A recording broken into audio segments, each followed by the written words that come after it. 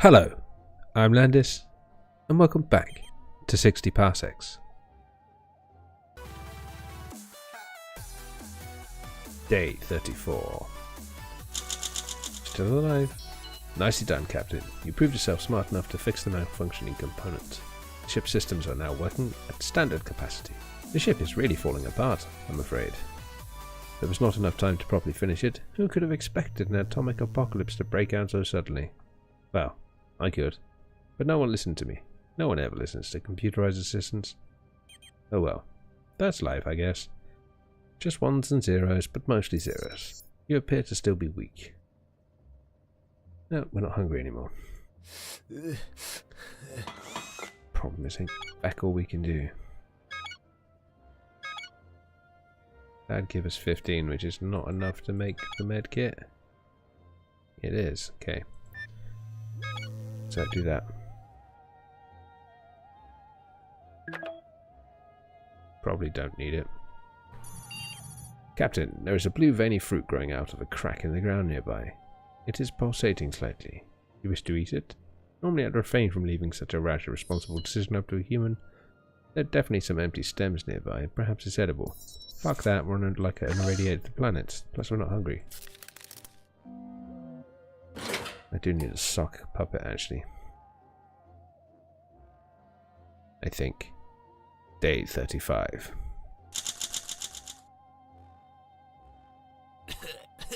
We just need a health kit.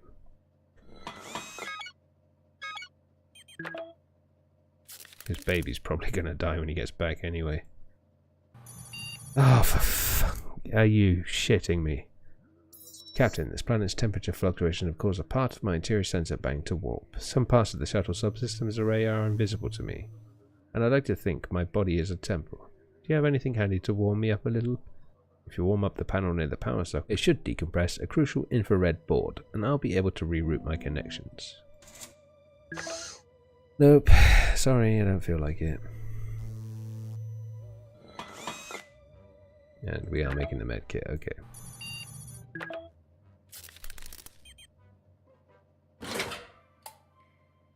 Day 36. After I flagged up that my shuttle's interior system had been damaged by heat warping, you didn't do anything to help repair it. Normally this wouldn't have been a problem, Captain, but I couldn't check, and apparently we had an infestation of shuttle spiders. Ones with cute hamster-like heads. Before I could do anything about it, they had scuttled all over you, causing a minor panic attack. On the plus side, they were more scared of you than you were of them, and they fled. Yeah.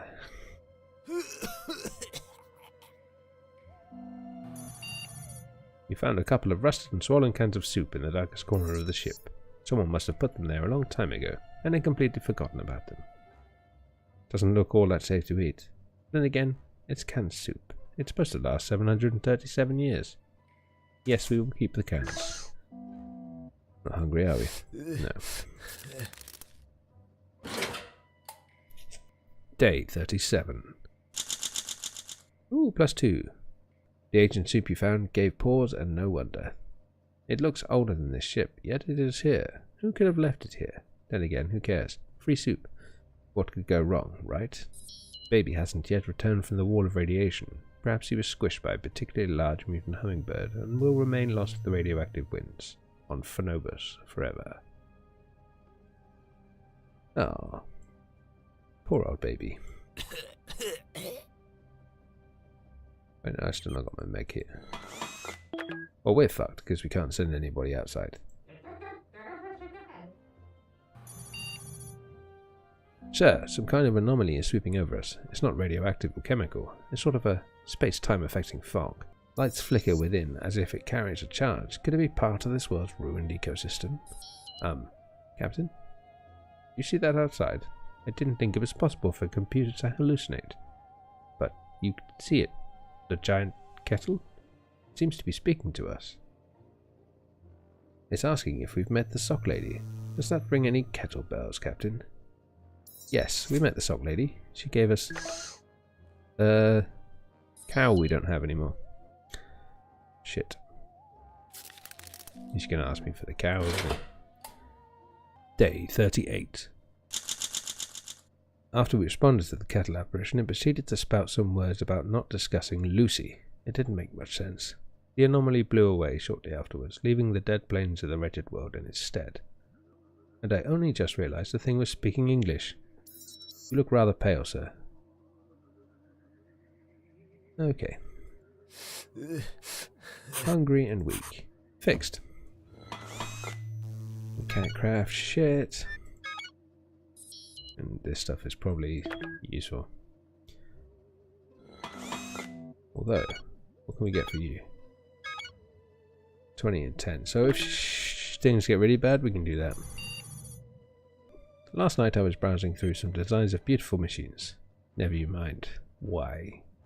Now pay attention. I found a food dispensing machine on board. All shuttles in the Astro System program were to be equipped with one.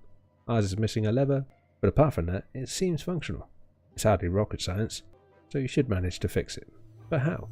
Duct tape. I think duct tape's the only thing that hasn't failed me at this stage. How are you feeling? Still hungry? Stop being hungry. Oh right, that's because we haven't actually eaten yet. Day 39. Oh, my duct tape's gone. Official government research shows there is not a thing in the universe that cannot be fixed with duct tape. We were very resourceful to tape a chair leg where the lever used to be. Now just a little pull, and there you go, Captain. A brand new can of soup, straight from the vending machine. Unfortunately, there was only one portion inside. Don't worry, I already got rid of the remaining junk. Okay. Oh, we're pretty well.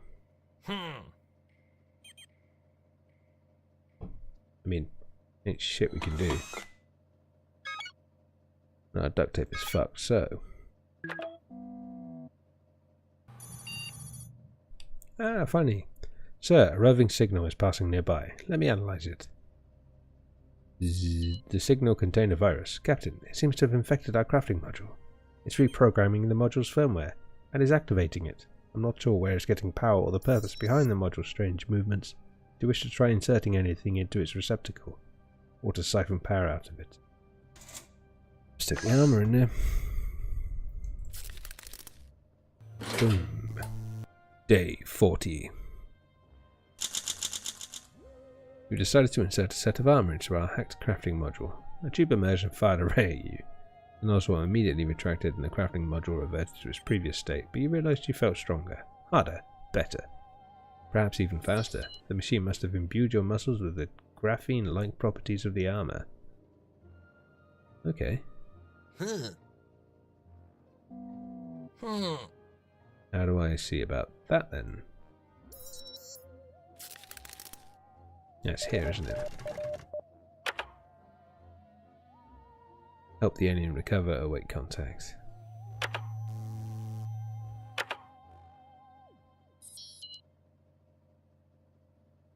Strong, brilliant, flexible. So, are our stats increasing?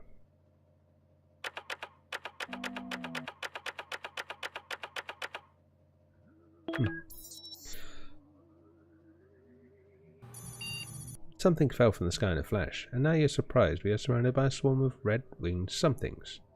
Of course, I anticipated this. This is scenario number 87394B. Small creatures are flying into our walls and in waves, causing the hull to reverberate like a speaker. Are you a god? They reverberated. For generations, we have been searching for the one who thinks outside the hive. Each jump from planet to planet decimates us. Are you the one?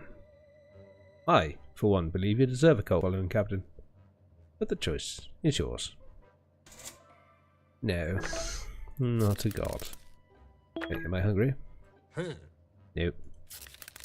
Because I'm a god. Day 41.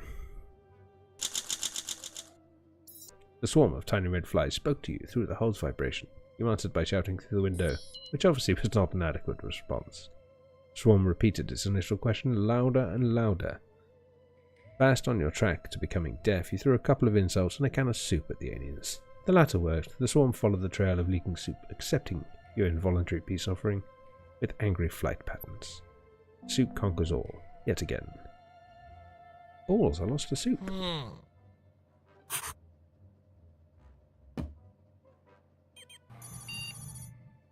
Really want me duct tape?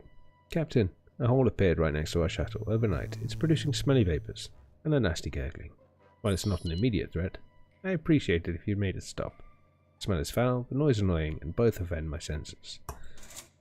Sorry, can't do shit about that. Kind of feels like I'm just waiting to die now. Day 42. You decided that the stinky gurgling hole in the ground isn't worth addressing. That's just swell. It's not like my performance suffers from the sensory overload after all. No, I'm not being bitter about it. Clearly you had more important things to do in the meantime, right? Yes, of course I did. Otherwise I wouldn't have done it. Well, it's possible we're going to need those. And we haven't got much left to recycle. Yeah. I'm detecting a huge energy surge beneath the surface. Seismic waves. I think there's an earthquake coming. The shuttle is sturdy, but this ground isn't. Soil has high potential to liquefy when this earthquake hits. There's a better patch of rocky ground a few yards ahead. You could use the shuttle's thrusters to scoot onto it. But if you overshoot, you'll be on even more worse ground. Back it. Let's go. Day 43.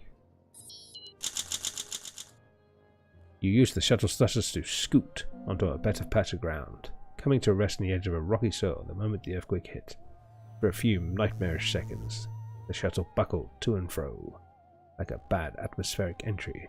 But the shaking stopped. You opened your eyes, and the strangest silence followed. Then you laughed. Ha ha ha. Oh wait, that's her. I was thinking, shit, am I dead? Yeah, balls. After we collected the little phobian from the plains, you thought it best if we tape up the sick alien's torn suit. Once its suit pressurized properly, it breathed a sigh of relief. That said, it still isn't in tip-top shape. What would you like to use to help it now? Nothing, because I haven't got nothing for the little shit. Little moocher. Day 44. Eh?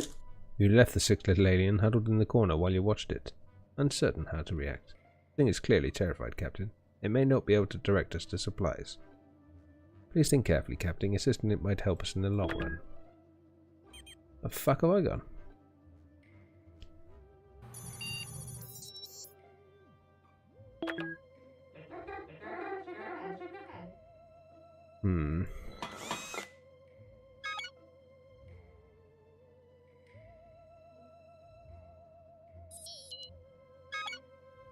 Fuck it, just in case you ask me again. I'm glad I finally convinced you to go for a short walk around the shuttle and stretch a little outside, even if you claim I forced you with my constant whining. It's for your own good, Captain. When you stepped outside, you noticed a small asteroid coming right at you. You tried to run back inside, but it looks like the airlock snapped shut behind you. I need a moment to reopen the doors for you, so you need to figure out a way to deal with the asteroid yourself. Will you dodge out the way gracefully, or grab the nearest flat and heavy rock? Yeah, fuck it, let's use a shield. That can't possibly go wrong. Day 45. Quick thinking and a bit of well-needed brawn allowed you to shield yourself from the asteroid hit. That was close. On further inspection, the asteroid reminded you of a partially chewed bubblegum. This gave you a few ideas about the scale of the universe and its inhabitants. But you weren't too keen to entertain. And our last can of soup. We came across one of the planet's apparent inhabitants. The alien, carrying a heavy-looking case, entered a nearby bunker-looking structure that you followed. He left his armor-like suit and the case on a rack with a multitude of other suits and cases. The alien is apparently taking a shower. Act fast. Will you snatch one of the suits and run? Or force a random case open? What case? I've got a suit. I want another one. Day 46. Your foray into the alien bunker went well, Captain. You grabbed one of the cases from the rack and wasted no time forcing it open. The lock gave with a crack, revealing myriads of loose electronic components, perhaps scavenged from elsewhere on the planet's surface. You spotted a battery, one that seemingly needed just a couple of fixes to bring it up to working order. You snatched it and fled the bunker. Huge doors swinging shut behind you. No longer hungry. Also, no supplies.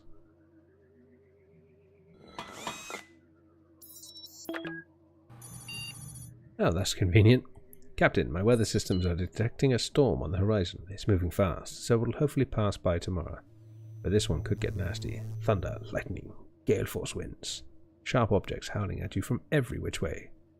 I'd like to keep monitoring the storm's movement throughout the night, but doing so will require my sensors to run on battery power, as it's unadvisable to leave the main generator reacting through a storm. What do you want to do? Well, since we just got the battery, let's use it. Day 47. You ran the weather monitoring systems on battery power. The storm moved south, and you were spared the worst of it. By morning it had completely passed. Oh, don't you love the smell after it rains?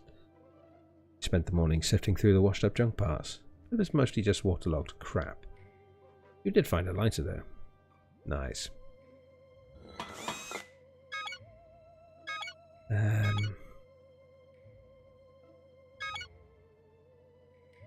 Should probably keep it, but we're also going to need food. Oh, there's the battery. Hey Captain, it's me, Backy. The ship's backup AI module. Listen, some transmission bounced off our hull and knocked out Astro. Must have contained a virus or some junk. You might have noticed the occasional electric shock through the cabin floor. Let me troubleshoot. Bzzz, right. Yep, that's caused by the virus. So you can either use your wild animal-like strength to pull open Astro's module and yank the safety mode reboot plug, or you can try to hack into his software using the shuttle terminal. Well, they're both 2 and 2. Let's not try and break it. And you... Yeah, okay, let's go. Day 48. Captain, I must thank you for pulling me from the brink of digital madness. Backy's memory bank showed that you delved into my software via the shuttle terminal.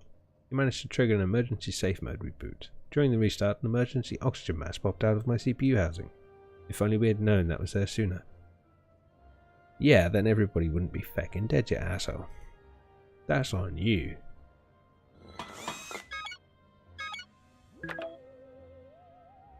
Right, let's make some soup. Captain, there's been a constant interference in our comms as of late, like musical notes playing on repeat. It's starting to become annoying. Need to do something about it? But it might just stop if we keep ignoring it. Would you like to try and deal with this conundrum? Yes.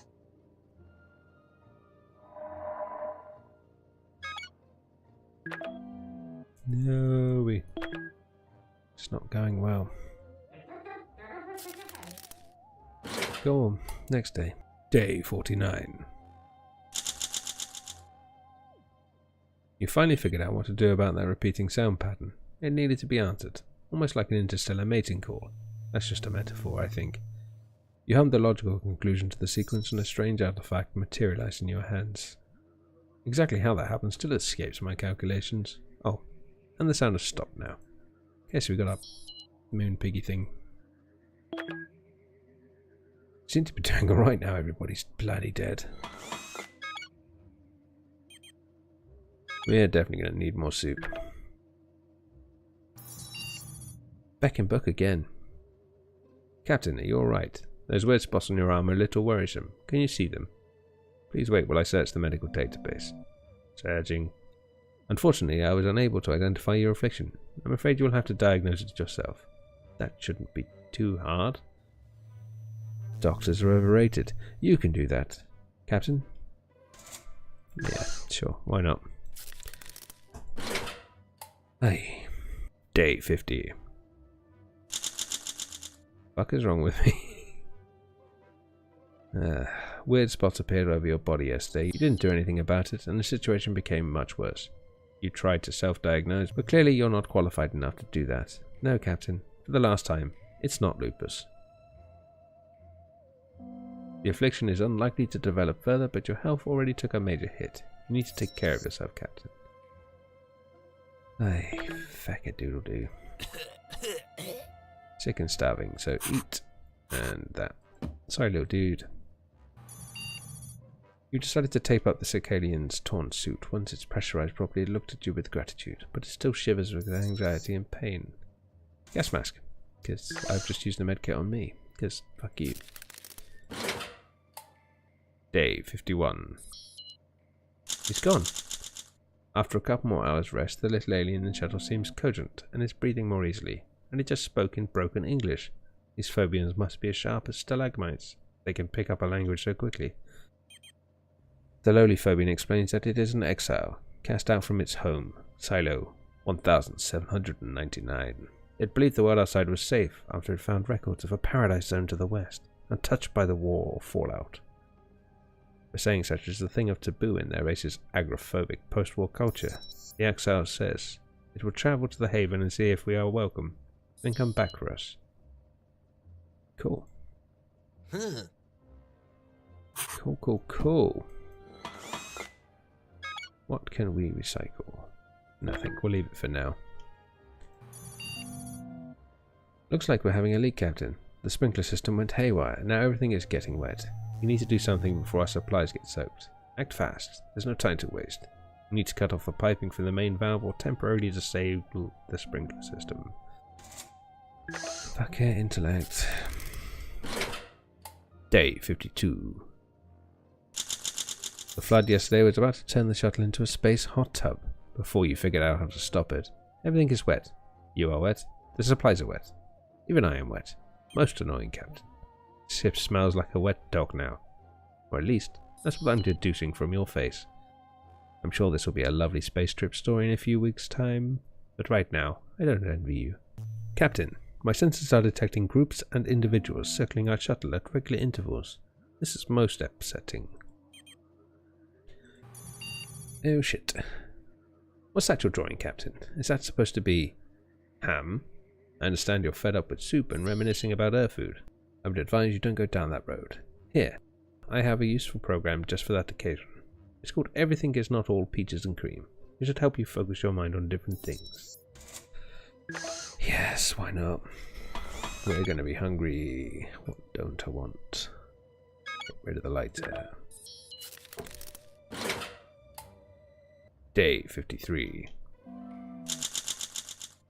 Success, Captain. Your culinary urges have been kept under control. We spent the afternoon talking about things other than food, and then circled back to agree on the many merits of tomato soup. Now we should probably focus on surviving the mission at hand, wouldn't you say? Remember, life is but a bowl of cherries. I'm not sure what that means, but my programming tells me it should make you feel better. Nice. Daydreamer fulfilled, vigorous alert. We're doing really well. Shame about everybody else. I mean, they need luck. The alien is coming back for us. We found something interesting, Captain. There's this lonely statue, tentacled creature, shaped vaguely human-like, with hands outstretched as if in a religious blessing. The inscription is barely legible, but says something about an honor and service to a higher cause. The way the statue kept its hands downward reminds me of something. Ah yes, of course. It's almost exactly the shape of our head. What a coincidence. It's a stretch. Perhaps there's a reward in sticking your noggin in the statue's hands. What do you say, Captain? Will you try it? It's going to be a bloody sacrificing thing, isn't it? Beckett. Why not?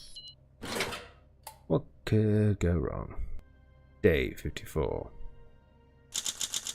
Okay, Captain, that one's on me. Note to self, ominous fragmented descriptions on creepy looking statues equals capital B, bad. When you put your head into the statue's receptacle, nothing happened for a while. Hardly annoyed, you started walking away, and that's when you passed out. Not sure what the statue did exactly, but the drool coming from the side of your mouth can't be a good sign. We'll run some simple mathematical tests later just to see how badly you were affected. In the meantime, if you could refrain from trying to fit your hand in your mouth, that would be lovely. Oh, well, we still seem okay. Oh shit, I need the lighter and the armor. A sock puppet. Can you hear my teeth chattering, Captain? Of course you can't, because I'm a computer, and I have no teeth. Duh. Still, I regret to inform you that the heat module is stuck in a cooling feedback loop. It's going to get very, very cold soon. My vacuum tubes will be fine, but you should protect yourself. Oh, for fuck's sake. This planet is fine. This fucking ship is trying to kill me. Day 55. Heat module is up and running, Captain. We're officially not a refrigerator anymore. What's that on your nose, sir? An icicle? That was a cold night, Captain. And if you don't mind me saying, you don't look so good. Yeah, I'm fucking amazing. Outside, sir, a caravan of sorry figures and grim wagons are plodding past the shuttle, hanging their heads. You open the shuttle door to watch them pass. Then suddenly one pops up right at your side. It's a little waif-like Phobian in silvery regalia. Blood is splattered inside its goggles. Do you wish to ignore its attention, offer healthcare, or proffer a new mask? You notice a holster on its hip with a dangerous-looking weapon. I'm about to get shot.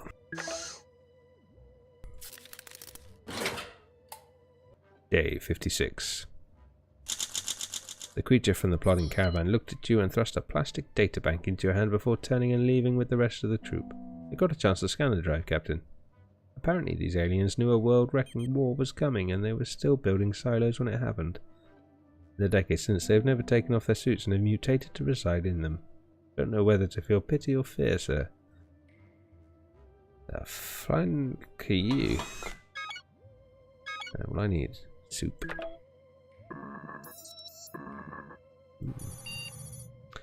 Captain, what was that? That sound? I'm detecting foreign metallic objects on our hull. It's... Oh, my ram. It's a death robot squad. They must have followed us.